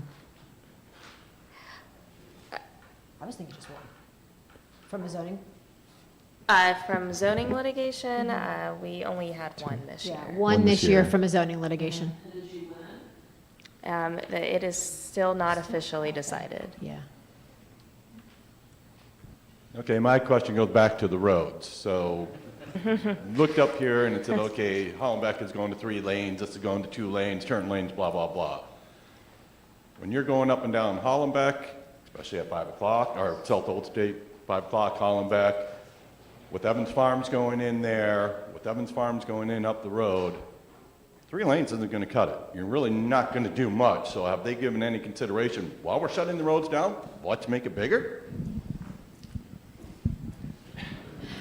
I don't know if you're going to like my answer, but I don't know. Hollenbeck's not in the township, so I can't provide any details. That'd be a great one to send a message to the county engineers on. They would probably be your best resource for that one. Okay, I just want to interject real quick. Kylie Baylor, 2800 Pebble Drive. That piece, that part right there is exactly why people are here tonight, right? Is that there seems to be this, it's a county, it's a local, who are we chasing down to get to answers and or change and facts, right? And so if I can ask, as a trustee group, and Michelle, if you could, can you give us some sort of link or a couple of them and just push it out to the people who showed up today and just help us understand so that we're not crowding this township hall and we're crowding somebody else's room and having a conversation with those people who are hopefully elected officials or what have you, and pointing our questions to the right individuals, I think would be very helpful. If I'm wrong, people please let Donna me just know. recommended the county commissioners. Is that? Personally, I want you to ask us, not because I think we have all the answers, but we can find the right people for you and where we think would be the most impact. Because I think it's part of our jobs to be able to advocate for you. But also, you can also reach out to the county commissioners and the county engineer.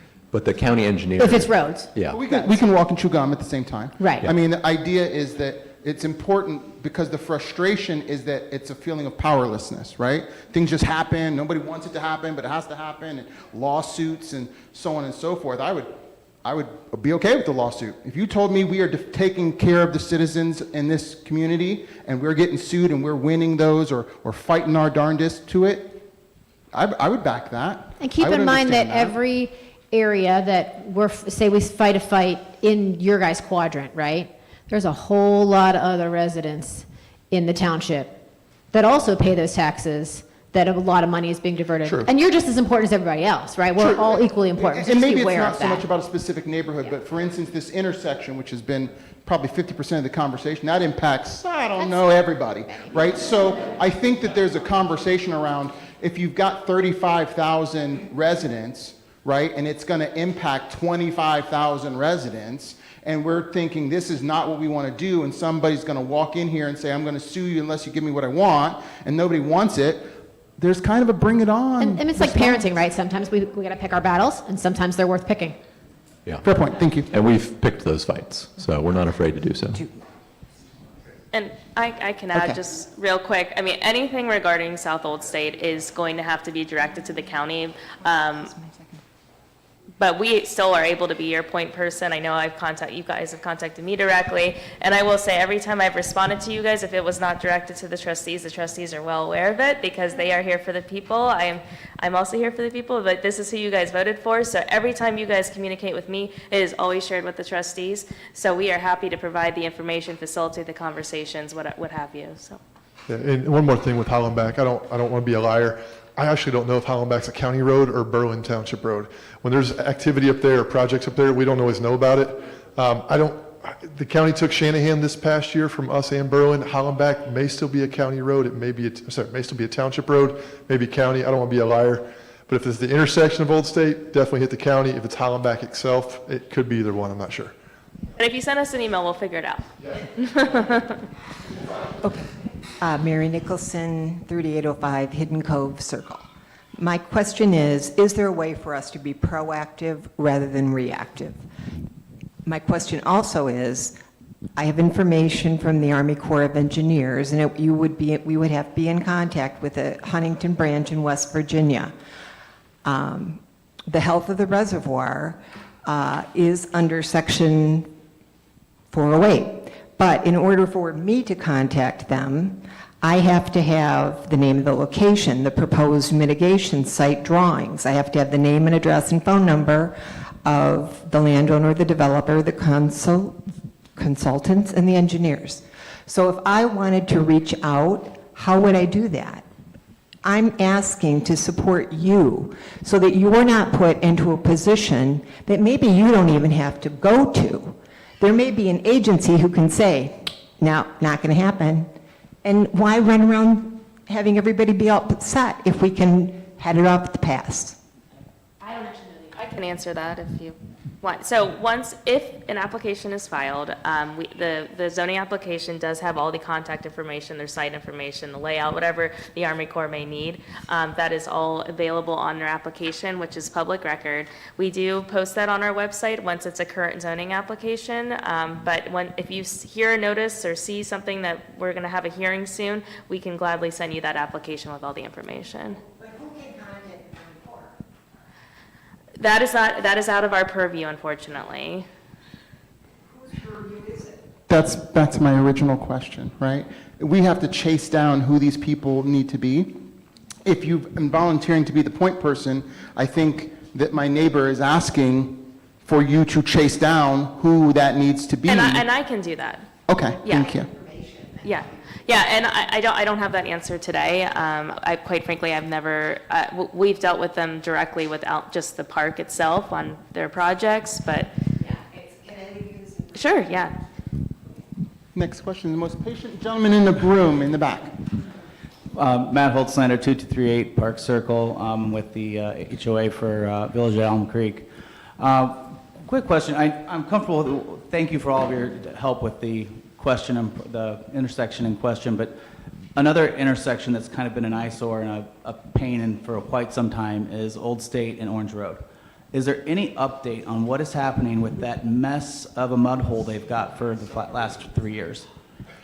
Do you know anything, Silas, about that? Because the last I talked to the developer was probably a year and a half ago, and they were like, we're going to start, and then they did, but it's the slowest development I've ever seen. I haven't seen anybody move any of that machinery in months at this point. Of course they were today. Donna says she's seen a lot of movement recently. Okay. I'm fiscal office, so And they don't come to me when they start moving dirt, but Do they have a I do timeline travel. that they have to follow? That would be Somewhat. So whenever there's a zoning application, there's usually, depending on where it is in the process, certificates that are issued. So it's basically a temporary approval of their plan. So if they, take a decade to try and build something that they said they were going to build, they'll likely be out of compliance with what was approved, the plan that was approved. And we will let them know before that happens that, hey, what's going on? And we try and stay in constant communication with every, developer, whoever's building anything, so we can prevent projects like that from getting delayed and becoming mud pits. Yeah, I was going to say, let me, people who want updates, come let me get your emails and at the end, and I'm going to ask Robin, and I'll call the number that I know and try and get some answers.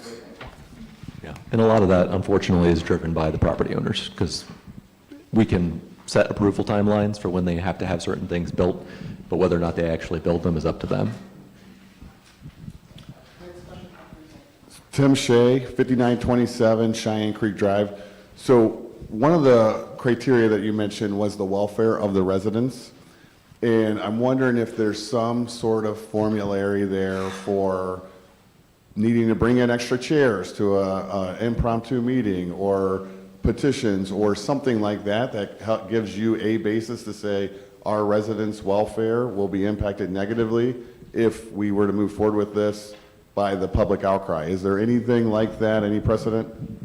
I appreciate information on public safety. I think that is some good information whenever, especially commercial development is being proposed, because I think that's something that we have a lot of strength in considering as being important.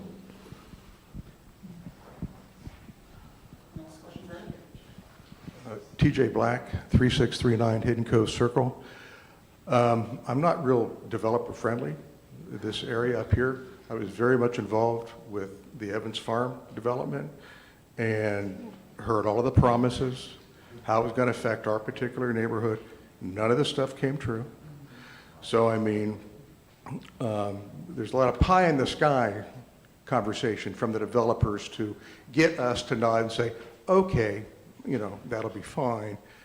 But I'm intrigued with if we want to follow number 3, and boy, we've got money invested, we're going to sue you.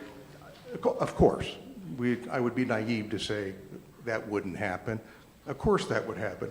You guys go through a lot of hoops to try to operate publicly. Do these conversations take place publicly? When they're picking up the phone or looking at you face to face and say, I'm going to call my attorney and we're going to get ready to sue you if you implement number 3. Is that public knowledge? Because I'm hearing this for the first time. I would say generally not, because they know that they're going to lose an application if they put in an email that they're going to sue us. Then why not? Why is that level of conversation that affects the whole township? You guys are being strong-armed. Why is that not public information? Well, whenever we get that threat in a meeting, there was, for example, some self-storage units that were proposed off of Gooding, and the developers brought their attorneys to the hearing. And in the hearing, the attorneys went through the law, citing some former lawsuits here in Orange Township, not quite saying that we will sue you, but, all but making the point publicly that they were prepared to sue us over that zoning application. So sometimes we get situations like that, but not every conversation we have is a public record. I mean, we want to talk with you. If you don't send us an email and we don't correspond in email, or we don't have a voicemail from you, it's hard to share that information with everyone in the township who would want it. Well, so we try and communicate better, as much in writing as we can. If you guys ever get to a point you want to pull the trigger on number 3, I got a feeling you've got plenty of public support. It's just a matter of getting the word out there so people can assemble and support you. Yeah, we appreciate that. Thank you. Doesn't building a self-serve storage place when nobody in the neighborhood wants you, we can all boycott it. Go ahead and build your building. We won't come to you. And there's, we just mentioned boycotts. Something that's also important to keep in mind, we don't currently have any zoning overlays in the township. We put a stop to one that was on the 23 corridor because there were some loopholes that were being exploited. But when you have a rezoning application, there's, at the very end of the process, a referendum option. So a last resort is that residents can put on the ballot potentially overturning a decision of the board that they don't like. Now, hopefully we don't get to that point because the board has been able to pump the brakes enough to prevent something bad from going through that the residents don't want. But that's not always the case. That's something that's helpful to keep in mind. And that's a hard process, and the state level just increased it to, it's pretty challenging to get on the ballot in a community our size. So our goal, like Mike said, is to keep it from getting to that process in your guys' interest. If I may, Kylie Baylor, 2800 Pebble Drive. I say this a lot. If the outcome is a lawsuit because of what you decided versus a vote by the whole community, which if they want to go after that, that's probably a risky move for a commercial organization who wants to do business in the community, right? Maybe that is the plan. Maybe it is a circumstance where, okay, vote how you need to vote, make sure the community's involved. We need to take those things to referendum. There needs to be some public outcry. There needs to be the public deciding on the whole, as expensive as that may be, what have you, because the alternative, which I heard from one of my esteemed neighbors, is that we're getting muscled, we're getting strong-armed. It's like I walk in with my attorneys and I gently say, here's all the laws, and wink, wink, nod, nod, don't tick me off or I'll see you in court. And then they get everything that they want and nothing that we want, and we just have to live with it.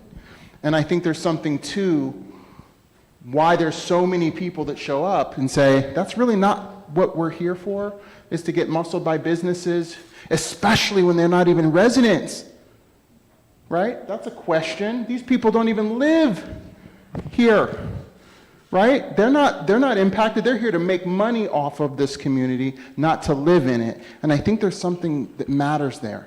I only share that because I understand where these businesses come in and the law may support them. And you know what? You don't win every argument, but let me tell you, it's going to cost them money too. And I think to some extent that might be the message. Just a thought. We had one other question. Okay. Two questions, I'm sorry. Michelle Custodio, 5277 Meadowbend Drive, Lewiston, Ohio. Who is the chairperson of the zoning commission? I think this year it's Christine Trebellis. All right. They typically rotate, though, every year. Yeah. So is there like a liaison from the township to the Oh, from the township, yes. Rob and staff interacts with the zoning commission. We're not allowed to interact with the zoning commission as trustees. Okay. We just take their recommendation, but like I can't go to a zoning commission member and like, hey, what do you think about this application? But that's not allowed. Okay. What are the limitations between you as a trustee related to zoning items? Between us and who? As a voted on member, what is your limitations associated with the zoning committee? I think really it's a process question. So kind of what Trustee Faust alluded to earlier, if there's an active application, we can't comment on it outside of the formal zoning process. So we have our general meetings twice each month, but whenever we hear a zoning application, we have special meetings for those particular applications, and we have to talk about just those applications in those meetings, because often there's due process protections or safeguards, whatever you want to call them, for the property owner too, that they usually have to be there whenever we talk about the application. So we can't talk about a zoning application amongst the board outside of a public meeting, outside of a zoning application hearing. We can't say, well, what do you think that would be a good use for that property, like in the hallway? We can't do that. We can't talk with the zoning commission directly. We can't tell them how to vote. We can't say, well, we think you should vote this way on these types of applications. We can't impact their decisions. And then when we get to a final vote, it has to be a full board meeting. We can't. Well, we could have two. Just if it's a split vote, then it's a no. It has to be two votes in the yes column, basically, to be able to pass an application. We are allowed to have informal conversations, and the zoning commission is allowed to have informal conversations with people who are thinking about a zoning application before it starts, though. And that's usually the most helpful part, or one of the more helpful parts of the process, because we can tell people at the outset that, you know, this is a bad idea. You should not try and propose this, because it will not likely work. Now, we can't, we try not to be as heavy-handed, but we try and advise and say, this area is supposed to be this. Is your application this? If not, do you actually want to propose this? And then we work through the process once it's formally started. Yeah, we can't like promise to the applicant in that offline conversation, like that I'm going to say yes or I'm going to say no. So my next question is, when would it be appropriate to abstain from voting? Because I know when we did the Bryn Mawr, you were a resident. I was under the impression you abstained because you were a resident of our community in the Bryn Mawr community, right? Yes, that is why I abstained on that application. But I would just like to make a statement, because this is related to zoning and all of the other things. Put on my glasses because I am. I would just, I feel that there is a conflict of interest, and imagine my surprise when I went to the very public Delaware County Board of Elections website and I saw that your financial contributions that were made to the Friends of Mike Ringel, your campaign account, for 2019 to 2022, you had a total of $27.95 that was contributed to you, and that was, seemed to me like a digital media. From January 23, your filing, you had zero. Between June 2023, you started getting online contributions. Yes, I did spend my time and tracked them up, but things range from $50 to $1,000 per donation. Some people had multiple contributions, and so I'll just, I think there's a big conflict of interest. Lots of things were done with the Delaware County of Engineering. You guys talked about their MORP thing. There was contributions from that. And I will say that some of those items say individuals, but yet it also says who their employer is. So there are things like that. We have a lot of information from the Delaware County Auditor, to Delaware County Commissions, the Ohio State Representative that is overseed Western Delaware County, parts of Delaware. We have the MORP. We have quite a few county commissioners, county auditor, and for me it was kind of interesting to see that from 2023, a lot of the donations doubled in 2024. I'll make it short. I know I got realtors. Anyway, so 62% of your contributions, which came up to $19,772,000, came from 45 separate entities from different things. And I will say 3,000 of which was from Mr. Pemberton, who currently owns the gas station location, and that was done in 2023. It's interesting to me as a community member, and you had special sessions with us like this, and I'm not, there's lots of people, but you've got $1,000 from EPCON in October. You've got $1,000 from another builder, and $1,000 from Zenos, who is with the Evans Farm Communities, $250 from Pulte, so a total of $3,250 from these builders. Those were all in October of 2024. You didn't meet with the Bryn Mawr department until November of 2024. So that's when you had already gotten paid from these people to support your campaign. I already talked about that. Sorry, what's the question? I guess in my question, in all due respect, I believe that these optics are of conflict of interest, and I would like to see that you are not permitted to vote in the zoning meetings or anything related to the Orange Township for things that are related to real estate developing, land usage, those kind of things, because I think it's a conflict of interest.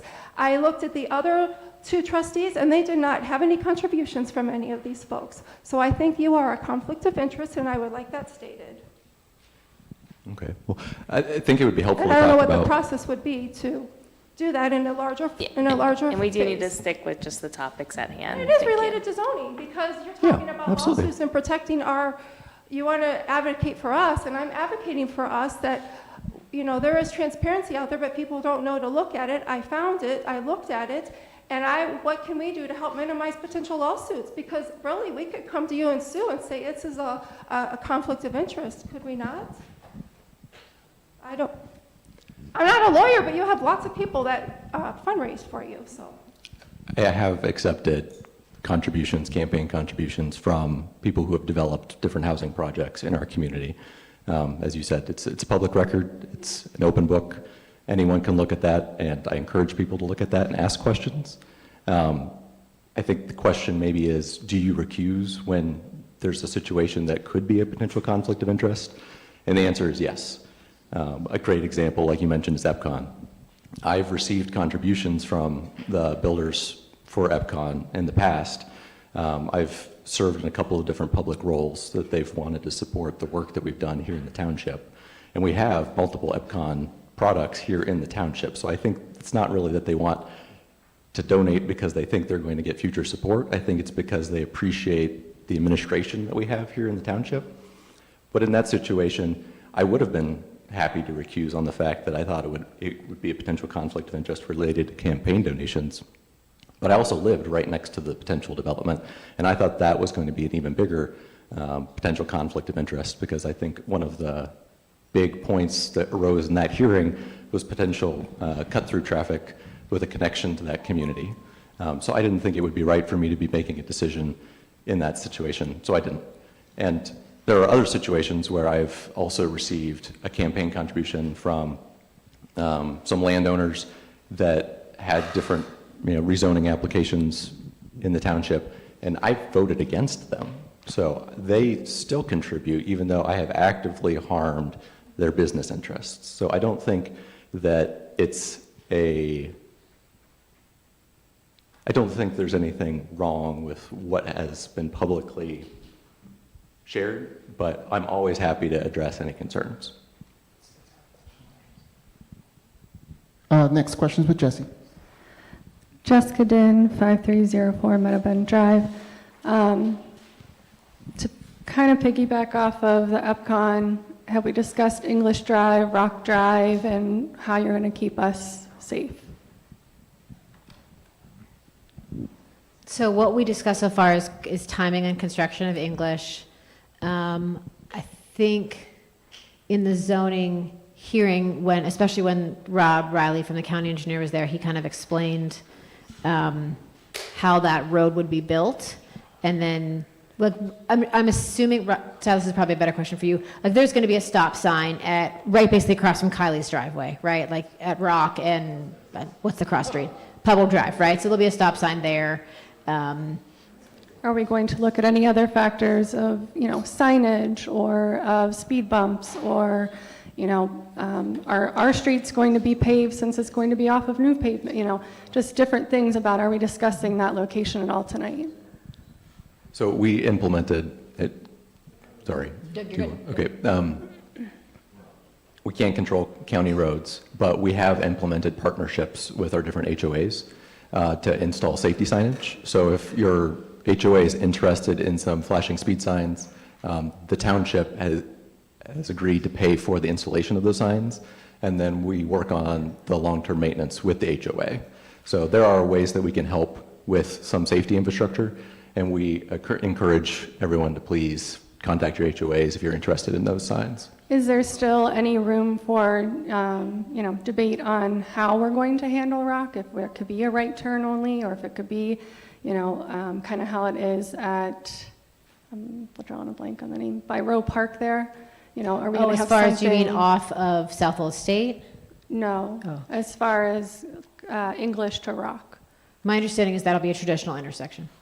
So there's is that in stone? Is there any more debate? Are we having any more conversations on between the two? And we have, we're going to have the entrance that we already have that goes out onto Old State, but now we're going to have this additional entrance. So making sure, how we're going to get out if there's a light at English and Sunglow. Are we all exiting now off of onto, from Rock onto English? Are we supposed to, I know it's up for debate, if we're getting a third lane, if that's necessary, if it's required. you know, I feel like there's a lot of things that maybe need to come together with just our individual community. Again, we have no sidewalks. I want to keep our neighborhood safe. So on here, it said that there'd be left turn lanes on Old State at the intersection of English and Sunglow. Prairie Drive. Prairie and Old State. She's asking South. about that. That one's south. That's south of English? It's south of English. Okay. So I have not heard anything specific about Prairie. No signal at Prairie because the signal will be at English. And we haven't heard of any changes at Prairie, so. So you're waiting for the engineer to come back with what they are going to do? Well, and the engineer isn't, so to speak, coming back to us. So I think the zoning is what was voted on here at the township. So now the engineering and the actual construction is, I think, in the engineer's court. Yeah, to Prairie Drive, to your point, I think that's kind of the other question. Prairie and the English are two separate ones. So the Prairie Drive intersection, But those both are for our individual subdivision, so this is why I'm. yeah. So I know it's not the best answer, but separate them a little bit. English Drive, that doesn't exist yet. That'll have the signalized Correct. intersection. That'll be coming in with the And is upcoming that development. definitely lining up with Sunglow? Yes. Okay. Yeah, English Sunglow. We'll have a signalized intersection with left turn lanes. The Prairie Drive intersection going south, completely separate conversation. That'll be, any changes to that will be included with the potential South Old State widening that they're working on engineering for right now at the county engineer's office. We have seen nothing on that at this point. So that's 8 years away. No, the construction on that, I believe, is scheduled to begin in 28, I think is what we. South Old State. Oh, that's north of there. Yeah. So, no, there's no changes with that just yet that we have seen. The county engineers might have better information on that. We can certainly look into it and try to get an answer if there's any changes yet.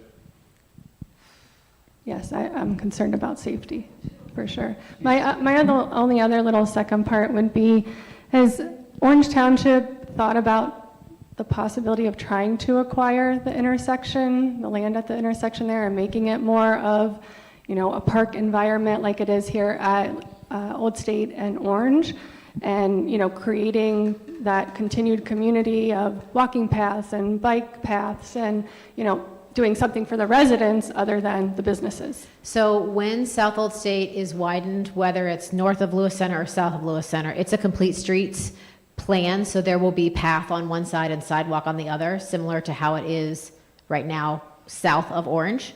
So I think the sidewalk is on the east side and the bike path is on the west side. So your guys' side would have the bike path. That's my understanding of the plan whenever that widening is done. So it's 33 plus. What was your, sorry, repeat the And question. we're always Oh, looking at the potential corner, land. yes. We did make a proposal for acquiring the corner of Old State and Lewis Center for parkland, and we were turned down. Are you allowed to keep He wanted a big pursuing that? number, and we wanted to use taxpayer resources wisely, and so we offered what it was worth, and those did not meet. And you'll come back to that if he, you know, decides to not put this, like, Absolutely. proposal together and If they continue are to. willing to work with us, absolutely, yes. That's a good one. The last question of the evening will go to the gentleman in front of me. Pyatt Road, is it going to be connected? There's a leg north of the roundabout on Lewis Center, and then Pyatt coming down from the north stops at Hollenbeck. Is there going to be a So direct within connection? Evans, you mean? Are you talking about Pyatt within Evans? Pyatt is going to connect all the way up Yeah, I eventually. mean, there's a leg of Pyatt north of the roundabout, north of Lewis Center, that goes up by the. Into Evans Farm by Jennings and all that, Come yes. down from the north. Right. Pyatt stops at Yes. Hollenbeck. That will eventually be Are they going to connected. be connected? Is there going to be a direct Yes. route? Yes. Yeah. And then eventually there will also be a railroad, the south of that roundabout at Pyatt and Lewis Center Road, the south part that now just dies into the back of Allen Creek subdivision, will be a bridge over the railroad tracks that will connect to the Home Road Green Meadows intersection. Right. Well, I'm just concerned about, right now, you've got two major north-south, South Old State and Route 23. You also have Green Meadows now in the township. But Pyatt is right between those two. Correct. And right now, You can't connect, continue south. You're forcing people to make a left on Hollenbeck over to South Old State, which we don't want. We got enough traffic there where they go. I highly recommend the new Green Meadows. If I'm going north, I live by Orange High School. I'll go Green Meadows and go all the way up to Shanahan. I just Yeah, want to get there for the people Yeah. heading down from the north. yeah, it's tough there. Yeah. Kylie, are we good? And we're Yes. happy to take any more questions Yeah, of course, we'll hang- after the meeting as well. Individually, So, not together because we can't talk Yeah. to each other. Outside of Okay. a formal meeting, we Alright? can't be Don't get with us in each other. trouble. So I'm sorry, I do have a resolution for adjournment. Yes. Yeah. So moved. Oh, Mike, you need to Yes, make I got it. I'll make a motion to approve Resolution 25-241, meeting adjournment. Second. Trustee Ringel? Yes. Trustee Faust? Yes. Meeting adjourned.